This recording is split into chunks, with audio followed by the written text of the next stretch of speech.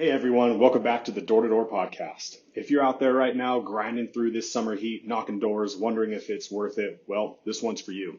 Today, we're bringing you something special, a compilation of some of the most powerful moments from past interviews with Golden Door winners. These are real reps who've done the hard days, who've hit the walls, and figured out how to push through anyway. Each of these clips is packed with real advice, practical hacks, mindset shifts, and motivation that you can apply today out there on the doors. So whether you're a rookie struggling to get momentum or a vet looking to finish strong, listen close. Let this episode light the fire again. Let's jump in.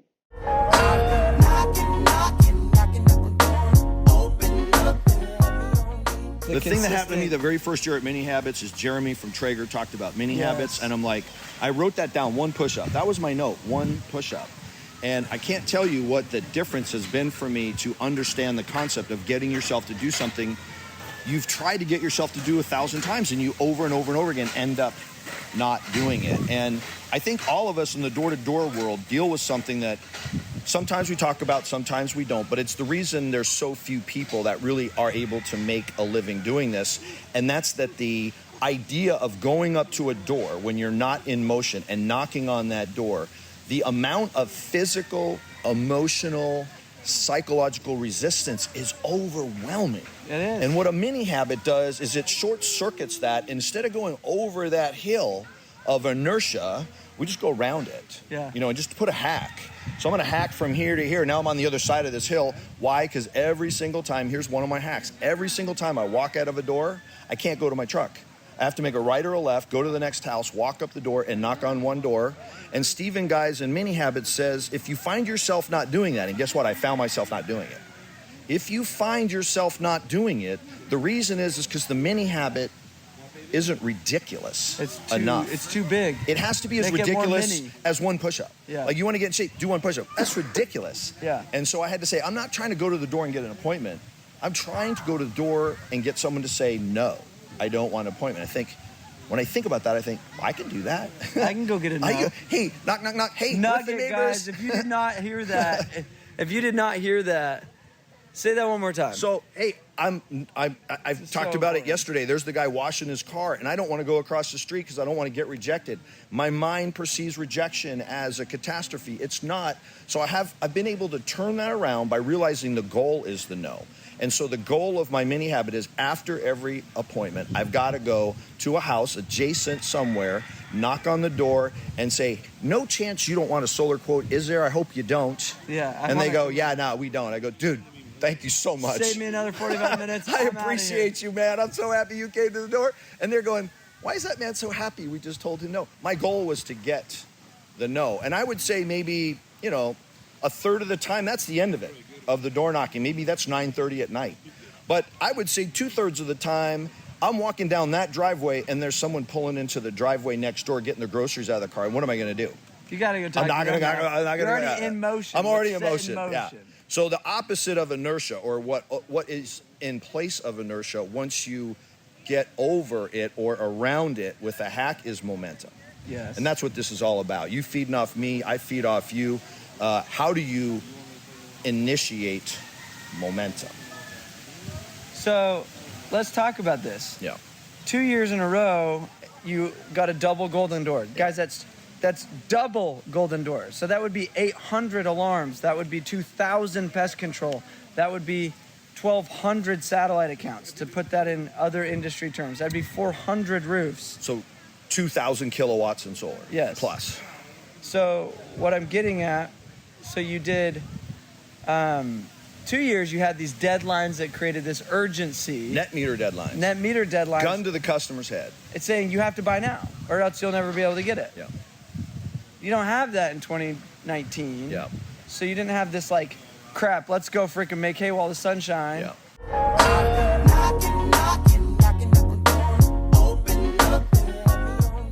And the main thing to being a golden door rep or just being a good rep in general is just being coachable and being a sponge. Yeah. Always wanting to learn. And when your manager tells you something, apply that. And if you apply that, then it's only going to benefit you, Absolutely. And that's why I love working at The Grit, because you're surrounding yourself by the best of the best. You got a good crew. That's for sure. Yeah, it's crazy. So I like that concept of, being a sponge, being coachable, being teachable. I feel like ego gets in the way a lot of times of that. What would you say is like the hack to overcome ego? Yeah, I mean, ego, ego is a gift and a curse at the end of the day. And I would say that I had two people in my office this year, Carson Blazareth and Jacob Griffith.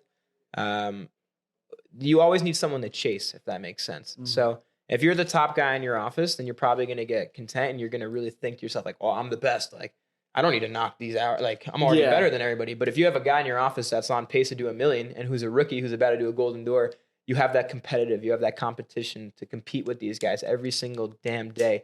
And when you have that competition, it's just going to drive you and push you to throw up more and more numbers every single day. So when you're surrounded by the best, your ego disappears because you realize you're not the best and there's people out there, and that gives you a reason to chase after them. So hope that makes sense. It does make sense. Yeah.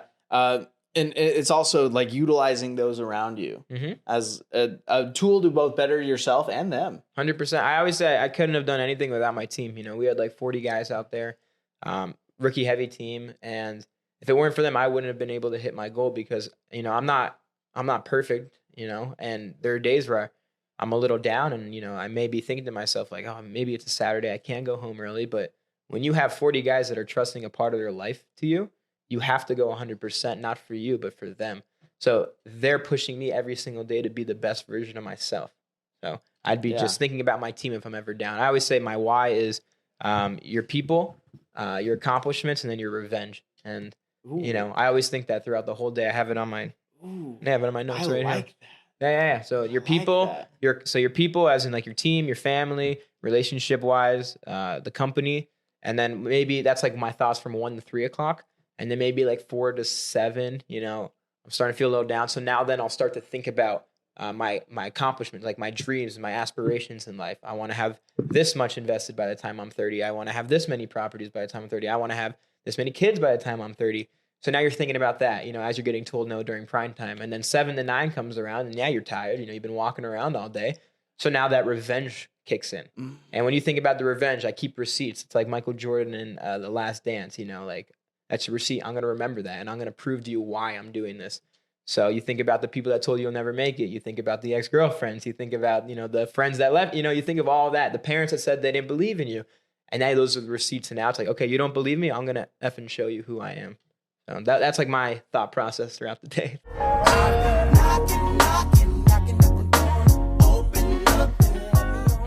So my first year I was selling down in Atlanta, Georgia. Really had no idea what I was doing. Like just kind of went out. I trained quite a bit before. But it went out that summer, did my best. I sold 175K, which was like 320 accounts back then. So it was definitely lower CV than it is now. Rookie of the year. That was awesome. Loved it.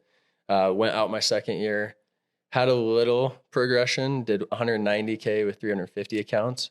So there was a little bit of growth, but not just enough to what I was like super happy with. Yeah. And that's also what, made me make that jump over to the grit is just like the systems they had in place, the training, and ultimately you just could come over and execute instead of like figuring out how to do all that. You can just come in and do it. And this year, sold 650K, 575 accounts. I could say it went pretty well. Absolutely. Yeah. And, I kind of want to speak to that because a lot of people, they want to have that big jump. Mm-hmm. But they maybe only sell like a handful of extra accounts their next year, or sometimes some guys even do worse the next year. Yeah. So what's the X factor there? I don't really know if there was an X factor for me. It was just about changing my environment and getting around more people that wanted to push more and go for bigger things and weren't okay with just, doing the same thing or just a little bit better each year. Yeah. I just always felt like I had more to give and I didn't know how to give more, if that makes sense. So when I came over to the grit, I think just like the most basic answer is just like they have the systems. Yeah. They have the trainings, they have the leaders to push you. They have the guys that want way more. And when you're around that that type of group, it ultimately just makes you want to be part of that too as a competitor.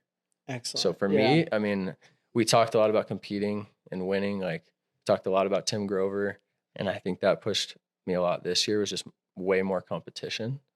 So it could be a number of things. I don't know if I can nail it down to one, but yeah, that's what I'd say.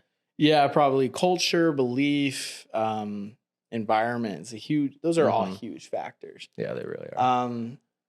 So one thing I kind of want to get into, I mean, 36 Golden Door winners from Grit. Most of my interviews have been with you guys recently, which has been awesome for sure. Mm-hmm. And for those listening, this isn't like a plug to, for you guys to go work for Grit. Like, everyone, there's multiple different industries here. But I guess where I'm trying to go with this is, when you're in a place where there are a lot of top performers, how do you not fall into the trap of like comparison and like kind of feeling like you're not enough? It's hard. It's really hard when you have like that many top performers around you. You can kind of feel like you're just another fish in the sea. But ultimately, like if you don't have that many people around you competing and you're always like number 3 or number 2 or 4, it's easier to get complacent when you don't have as much competition. Like at our last company, that we would always, be top 5 on the day, even if we didn't sell as well as we might have on our good days. So like the drive, the hunger wasn't there. But when you're around so many other people selling that high of numbers each day and getting those high results, it's really hard to just like not want to go and be number 1. Yeah. Or at least 2 or 3 or top 10. Like that was a big thing for us this summer. It's like just being in the top 10 was like super, super hard each day. And if you're always pushing for that and have 50, 60, 70 other guys going for it, it's going to push you to be better no matter what. Absolutely. And one big thing too, for those listening that have groups and organizations, one thing that Grit Culture does very well is with their top guys, they also have a strong humility about them. Mm-hmm. You talk to a Seeger, you talk to Cody Olive, you talk to Alec Withers. It's like, these are also regular dudes who aren't like flaunting their accomplishment at you. Right. They're not guys that are like closing off, that are like, oh, I'm too good for you because I sold like twice as much as you. Mm-hmm. So maintaining that level of humility and just being willing to like be an open book and share what it's taking, because the rising tide raises all ships. Yeah, it does. And it's cool to like see people that have that abundance mindset, to where it's like, hey, we're all in this together. It's not just about me, it's about we. Right. So love that you guys are all about that. Thanks so much for listening to the D2D podcast and being such a loyal listener. If you haven't subscribed already, hit that subscribe button. And we have finally come out with a 2.0 to our D2D University. And we want to give you free access to our community where you can peruse around different micro courses to big pro and apprentice certifications. Whether you're in pest, solar, roofing, alarms, fiber, all these different industries have an amazing refresh of brand new content we spent the last year redoing. Why? Because we believe in leveling up this industry from ethics to mindset to skill sets to all the things that's going to make you an actual pro at doing this door-to-door job that we know is super difficult, but it's the same effort, but greater results with DDU 2.0. Go to our website and get access today.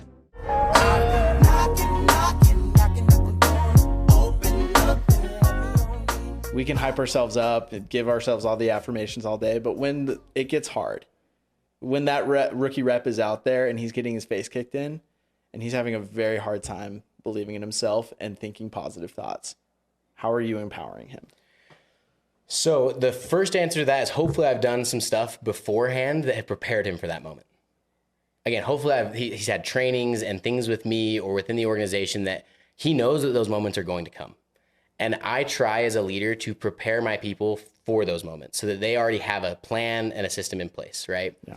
But I will give you what I think is a life hack to that exact moment. Is I tell people, again, your mind is a stage. You cannot, because your mind is a stage, when you're awake, it's always on. And you cannot have 2 thoughts at the same time. It's impossible. You can try it.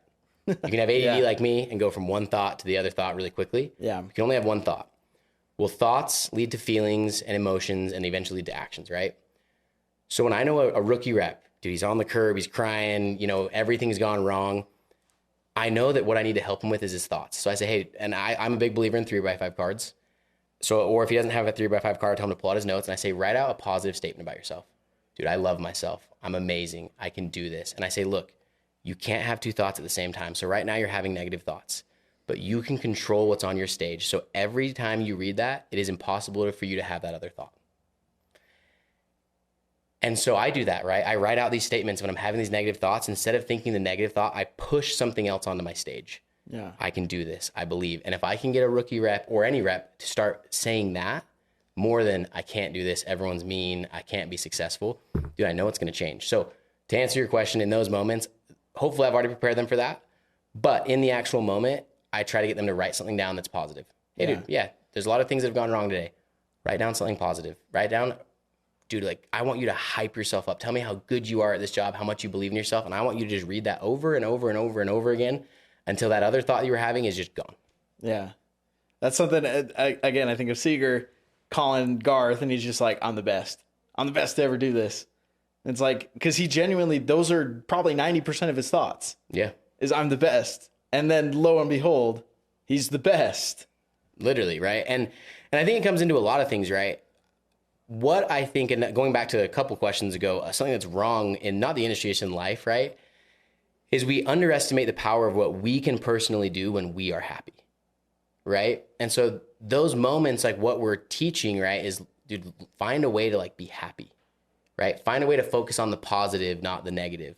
Mm-hmm. And when you are, I'll tell you this. I mean, I've sold when I hate the rain, and I've sold when I love the rain. I sell way better if when it's raining, even though I really don't like the rain, I say to myself over and over again, I love the rain. I love the rain. I love the rain.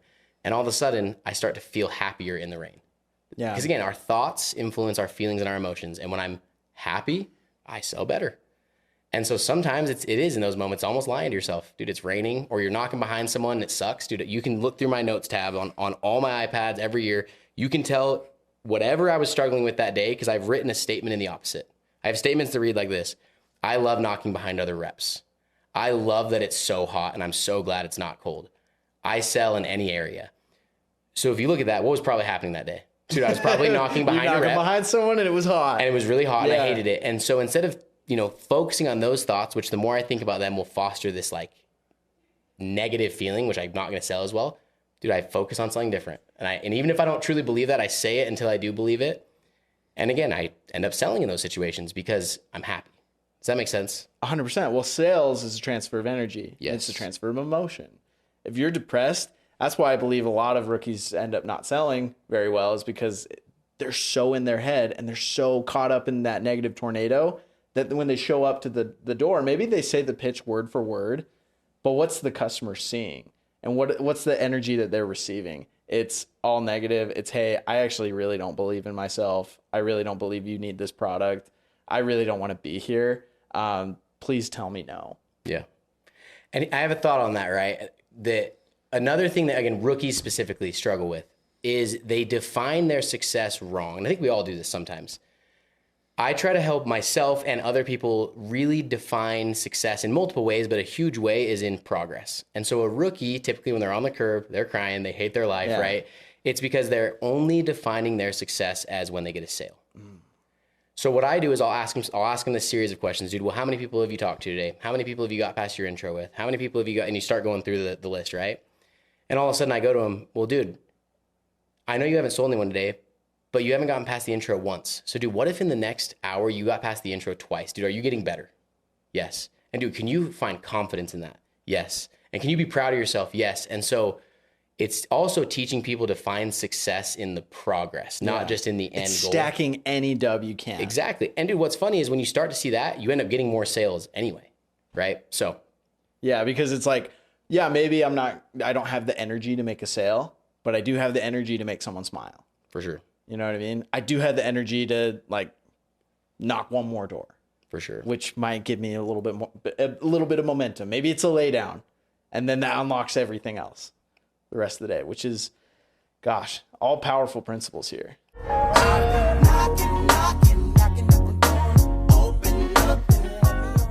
So, did you have any hard moments over the summer? Anything crazy that you had to kind of overcome? Yeah, dude, I had so many days where it was like, dude, I just don't know if I can do it. Like, I just don't. I don't know if I can go another day. And that's what helped me out a ton was having Drew there. Mm-hmm. Like going back to what I said of, dude, he's just done it. And so like he knows how to go through it, every single step to take to make sure like I make it happen. So it's like, dude, I had countless days that it was like, dude, I just don't know what I'm doing. I'm calling him, freaking out. Dude, I have no idea. And he was just always there to just walk me through it. So I think Drew helped me out a ton with that. When I was going into, because like I started out the summer way hot.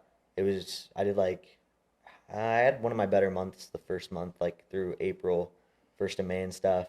Stayed pretty consistent, like through like May through like first 2 weeks of July. Then I had 3 weeks, end of July, 1st of August, that were just, I was just not selling what I could be or what I should have been. And dude, that was way tough. That's where it was like, dude, every day I was like, dude, maybe I can just sell a mill. Maybe I can just do 1,000 accounts. Dude, renegotiating the goal. Dude, and that's where it's like, dude, I for sure, everyone, I mean, I'd be lying if I didn't say like, I didn't have those moments where it's like, dude, maybe I can settle for less.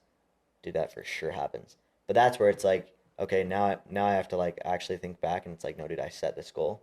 Dude, I'm gonna keep going. And that's where like I feel like those 3 weeks, 3.5 weeks or whatever, it wasn't like I was working less or not working the hours or not knocking the doors. Dude, it was literally just like I lost the confidence. And that I think those 3 weeks for sure helped me just literally learn how to just stack dubs. And it's like going into then August, then all of September, I had my best month just because I was due to like have big weeks and have a big month just because I'd done all those things through those like 3 hard weeks. Yeah. Which helped me out a ton. But I think it was just getting through those 3 weeks, and then it was like, okay, dude, now I'm gonna hit the ground running and I'm going. Yeah. So yeah, there was for sure those days that were just like way hard though, for those weeks. I think like there was those 3 weeks for sure. I just kind of let them just drag themselves out, which I probably shouldn't have. And like I said, it wasn't like I was not working. It was just like, dude, it was just my confidence wasn't there. I wasn't like present on the doorstep. And that's where it's like once I learned how to get through those, then it was off from there. But. Yeah. And how much like, a lot of people kind of would like give up at that point. Yeah. You know what I mean? But like, how much better of a person did that make you? Yeah, dude, I think it taught me a lot. It's like, dude, I really learned that, dude, it'll always come around. Like, yeah. Dude, it just will. It's just how it works. And I fully believe that. But I don't know, dude. I think it just helped me realize to myself what I could honestly just accomplish. Because, dude, there's every single day. I mean, it's funny being in sales. It's like, especially selling pest control door to door. It's like, dude, you just have those days where you're like, dude, I don't think I can do it today. Like, there's no way, like, I can go sell 10 again. Like, dude, maybe this is just like a luck thing. Where that's what taught me, like, dude, I'm so fully capable of selling what I want to sell and being the best at it, going through those times. But yeah, that's absolutely incredible.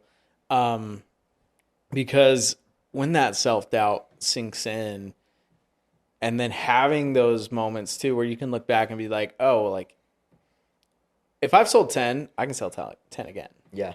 Like there's no reason I can't not sell that because I've already done it. Yeah. At that point, it's just psychology. Right. And it's just hacking your brain. Yeah. Which is debatably 95% of this job, honestly. Mm-hmm. It's just like effectively learning how to force yourself how to do hard things. Yeah. And overcome ego. Yeah. Quite frankly. Because if you are feeling the weight of rejection, if you're feeling the pain of the discomfort, it's just an ego thing at that point. Yeah. So because you feel like you're better than that and you don't deserve it and whatnot. But like, right. Having the humility to like push through those hard days in that way, mm-hmm. It's a game changer. Yeah. It's powerful. So yeah. Appreciate you diving into that and being vulnerable mm-hmm. with us on there. Because guys, double golden door winners go through the same stuff. Yeah. Like there are days they don't want to get out of the car. Yeah. There are days that they struggle. Yeah.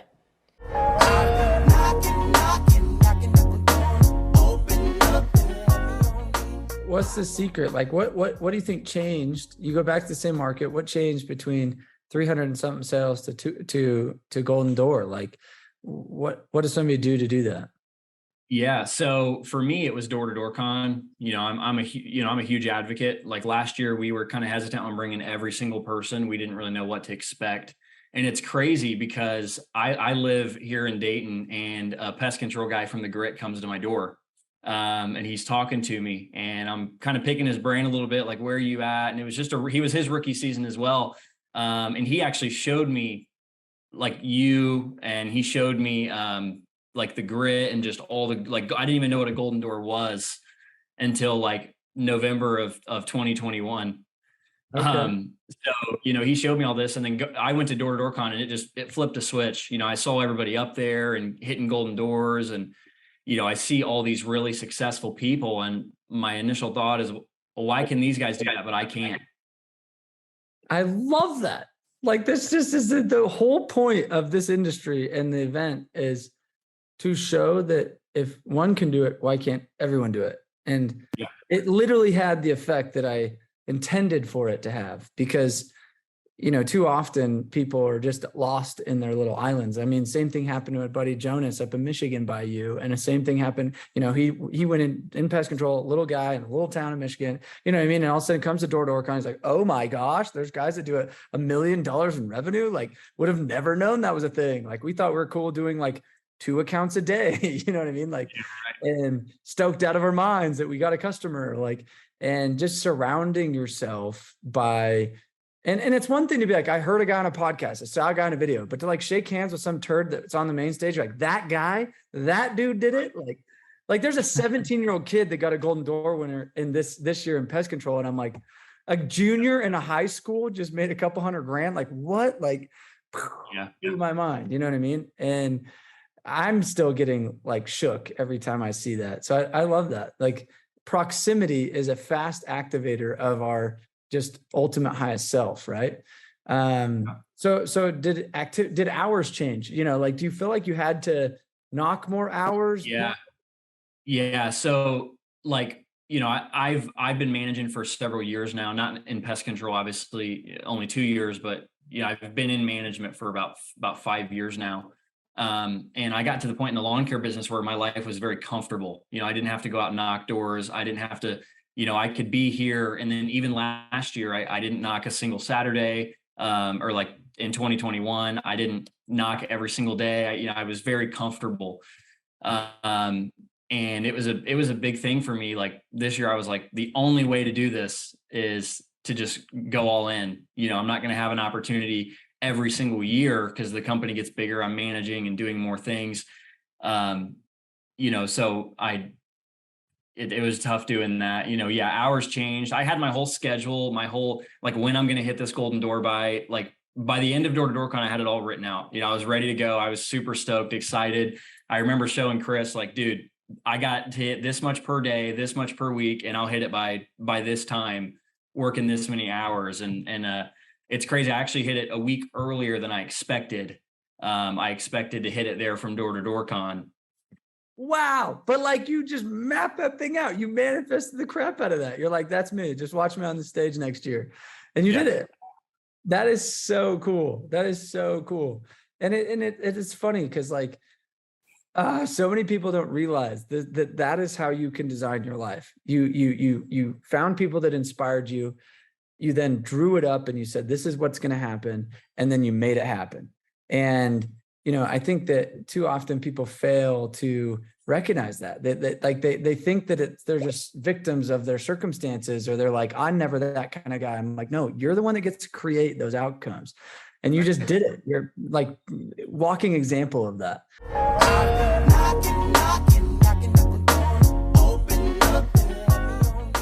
And so you're on the line of scrimmage. What's going through your head?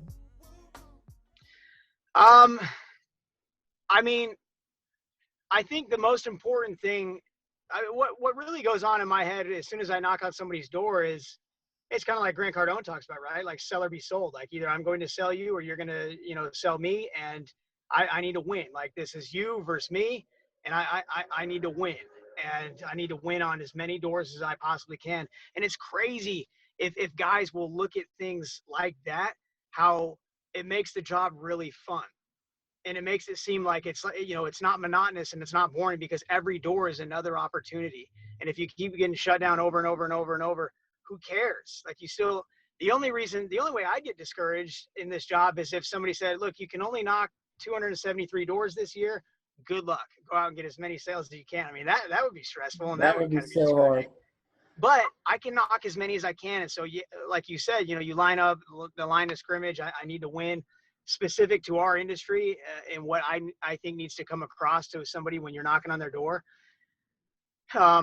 At least as far as pest control, we pitch pretty hard on a discount, right? Like, we're in their neighborhood and there's trucks out in their neighborhood servicing other homes. And so if they can get it done while we're out here, we're going to give them a discount. So I think it's so imperative that when you're knocking on somebody's door, somebody has to know and feel like they're getting a good deal, and they have to make the connection, and we have to make the connection for them and help them get there. We have to help them understand that deal will only come to fruition if they do it now. Yep. So as soon as they feel like they're getting a really good deal, and then they understand that deal has a timestamp on it and it leaves essentially when I do, then those are the two most important things. And so I try and get that across. And, I just try and be as sharp as I can when they open the door. I just think to myself, like, what would I want if somebody was knocking on my door trying to sell me? I mean, I wouldn't want to talk to some scrub kid who's got, who looks sloppy, who doesn't, look like he carries himself well. I'd want to talk to a professional, and somebody who's sharp and knew what they were talking about. Yeah, and I think we can carry a certain level of professionalism as we go door to door. And I think a lot of people really undervalue that. It's funny, I ride a scooter door to door, and a lot of people are like, well, people aren't going to take you serious. And I was like, the second I start talking, they take me serious. Like, I I hold myself at a high standard, and I speak with eloquency, and I speak, with good tone, and I look good. I just cut my hair because I was like, man, every summer I would have cut my hair anyway. Like, I wouldn't have knocked with a shave. Like, I would have been clean shaven, and I would have been buttoned up. And, for me, it's like, I want to, exactly. I think there's a level of professionalism that needs to happen instead of kind of this, oh yeah, hey, why aren't you buying it? You know what I mean? I think that there's like this punk mentality I think a lot of people sometimes give off. And I remember when I was 18, I probably had a bad habit of just being a smart A. I was young and mature, and I like to, mouth off to people. And I remember I get the cops called on me a heck of a lot more than, knocking, just because I had kind of this immature way of knocking. And I think it brings, that's almost like what brings a bad name to our industry, is like this immaturity that some people don't realize. Like, when you knock that door, it's affecting everybody in the future coming to that house. Everybody, 100%. Every way that person answers the door from now on, you made an impression on, because they're like, oh, if he's anything like that last guy, like, F that guy. You know what I mean? Yeah. Or if he's anything like that last guy, I probably should hear him out. Yeah, exactly. So, and that's why it's so critical to be just sharp as a tack on every door, because you don't know if the guy before you is somebody who is just dull as a butter knife, and that person will immediately make an association with you to him or her, and you got to make sure that you're your best on every single door. Your first door has got to be treated like it's your last, and if every door is treated like that, then you're going to win a lot more than you'll lose. And that's really what it comes down to, is winning and losing. I mean, people talk a lot about how life's not all about winning, and that's the only thing it's about.